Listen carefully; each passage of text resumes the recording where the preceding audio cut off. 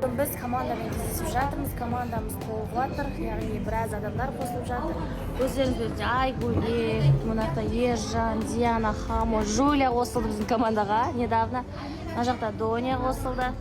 Бұйырса командамен бірге миллиондар табайын деп жатырмыз.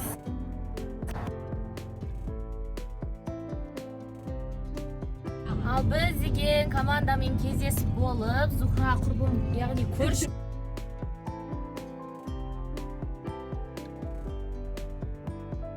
жақсы болды, машинасы бар. Мен шықтым. Кстати, біздің Зухра молодец. Советник статусына жетіп, 1 миллион зарплатадан бөлек компаниядан iPhone алайын деп жатыр. Бұйырса бір-екі күнде iPhone да аламыз. Сәл ақшасы уже қолына түседі. Енді бұл деген жай біздің қанша? Бір ай енді болады. 12 болады. 2 ай ертеңнен кейін бір ай болады кіргенше. Бір айда 1 миллион зарплатаны да алып, iPhone-ды да алып жатыр. Шүкір. Бұйырса үйді де машинаны да алайын деп жатырмыз. Енді көбісі сенген жоқ қой. Ой, сетевойды айтпаңдаршы. Сетевойда ақша бар болған соң біз айттық оқырмандарымызға. Келген оқырман iPhone-ыңызды жуадыңыз ба деп Реально мен айтайын да, мысалы, сенбеген адамдар қанша болды, бірақ біз тәуекел етіп, просто бастауға қорқып отырған адамдар көп қой. А біз бастап кеттік та, ладно деп.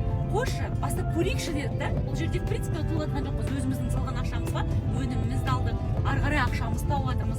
Қаншама оқырманымызды айлыққа шығарып жатырмыз. Адам іздеп жүрген жоқ. Тем более компания налог бойынша Қазақстан бойынша 6-шы орында, нефтевиктар бойынша ше, солардан асып кетіп тұрмыз ғой.